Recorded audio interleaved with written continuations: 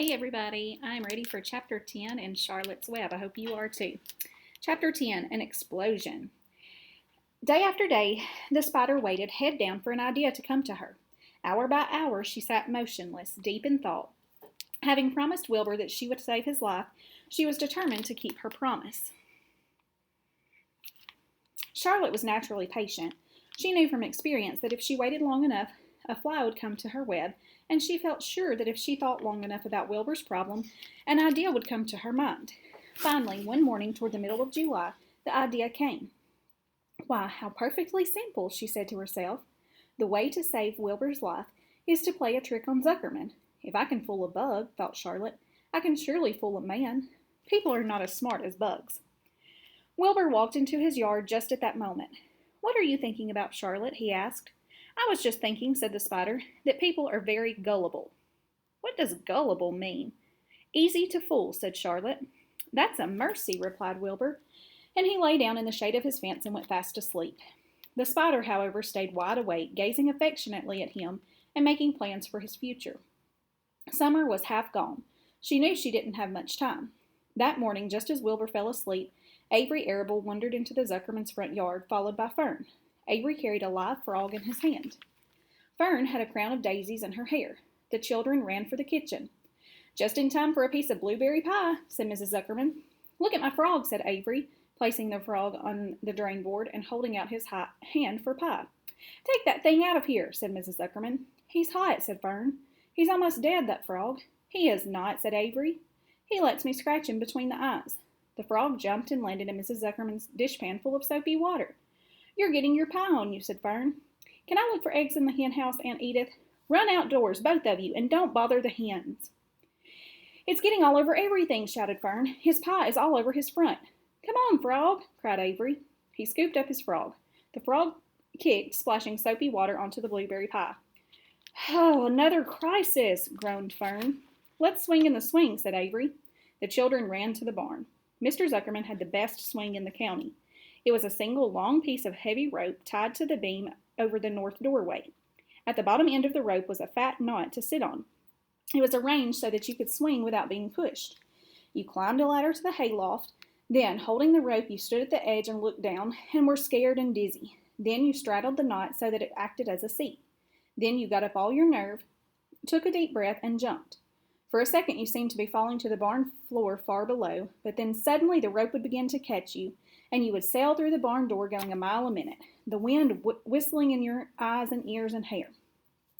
Then you would zoom upward into the sky and look up at the clouds, and the rope would twist, and you would twist and turn with the rope. Then you would drop down, down, down out of the sky and come sailing back into the barn, almost into the hayloft. Then sail out again, not quite so far this time, then in again, not quite so high, then out again, then in, then out, then in. And then you'd jump off and fall down and let somebody else try it. Mothers for miles around worried about Zuckerman's swing. They feared some child would fall off, but no child ever did. Children almost always hang on to things tighter than their parents think they will. Avery put the frog in his pocket and climbed to the hayloft.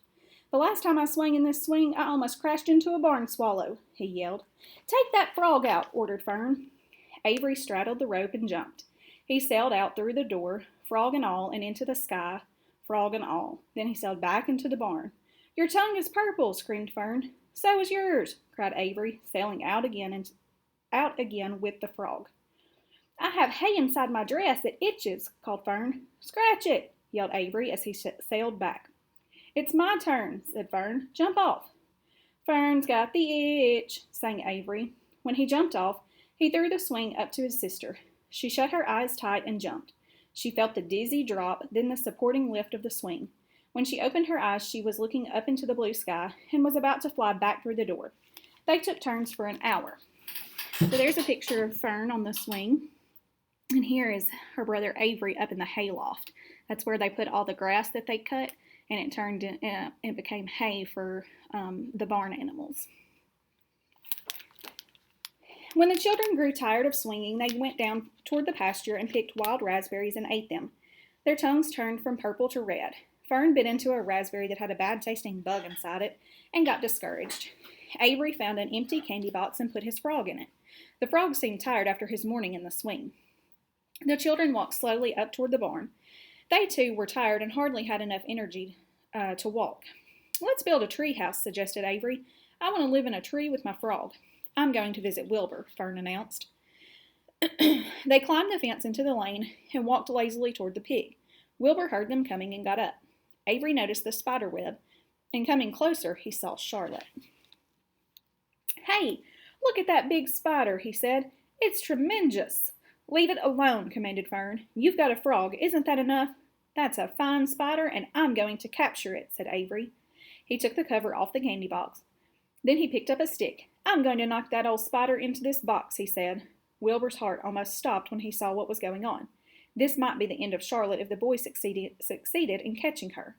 "You stop it, Avery!" cried Fern. Avery put one leg over the fence of the pig pen. He was just about to raise his stick to hit Charlotte when he lost his balance. He swayed and toppled and landed on the edge of Wilbur's trough. The trough tipped up, and then it came down with a slap. The goose egg was underneath. There was a dull explosion as the egg broke, and then a horrible smell. Fern screamed. Avery jumped to his feet. The air was filled with the terrible gases and smells from the rotten egg. Templeton, who had been resting in his home, scuttled away into the barn. "Good night!" screamed Avery. "Good night! What a stink! Let's get out of here!" Fern was crying. She held her nose and ran toward the house. Avery ran after her, holding his nose. So there's where he fell onto the trough. I hate to be in there with that smell. Charlotte felt greatly relieved to see him go. It had been a narrow escape. Later on that morning, the animals came up from the pasture. The sheep, the lambs, the gander, the goose, and the 7 goslings. There were many complaints about the awful smell, and Wilbur had to tell the story over and over again of how the arable boy had tried to capture Charlotte and how the smell of the broken egg drove him away just in time. "It was that rotten goose egg that saved Charlotte's life," said Wilbur. The goose was proud of her share in the adventure. "I'm delighted that the egg never hatched," she gabbled. Templeton, of course, was miserable over the loss of his beloved egg, but he couldn't resist boasting. "It pays to save things," he said in his surly voice. "A rat never knows when something is going to come in handy. I never throw away anything." "Well," said one of the lambs, "this whole business is all well and good for Charlotte, but what about the rest of us? The smell is unbearable. Who wants to live in a barn that is perfumed with rotten egg?" "Don't worry, you'll get used to it," said Templeton. He sat up and pulled wisely at his long whiskers, then crept away to pay a visit to the dump. When Larvy showed up at lunchtime carrying a pail of food for Wilbur, he stopped short a few paces from the pig pen. He sniffed the air and made a face. "Whew, what in thunder?" he said. Setting the pail down, he picked up the stick that Avery had dropped and pried the trough up. "Rats," he said. "Whew, I might have known a rat would make a nest under this trough. Oh, how I hate a rat." And Larvy dragged Wilbur's trough across the yard and kicked some dirt into the rat's nest, burying the broken egg and all Templeton's other possessions. Then he picked up the pail. Wilbur stood in the trough, drooling with hunger. Larvy poured. The slops ran creamily down around the pig's eyes and ears. Wilbur grunted. He gulped and sucked and gulped, making swishing and swishing noises, anxious to get everything at once. It was a delicious meal. Skim milk, wheat middlings, leftover pancakes, half a donut, the rind of a summer squash, 2 pieces of stale toast, a third of a ginger snap, a fish tail, 1 orange peel, several noodles from a noodle soup, the scum off a cup of cocoa, an ancient jelly roll, a strip of paper from the lining of the garbage pail, and a spoonful of raspberry jello. Wilbur ate heartily.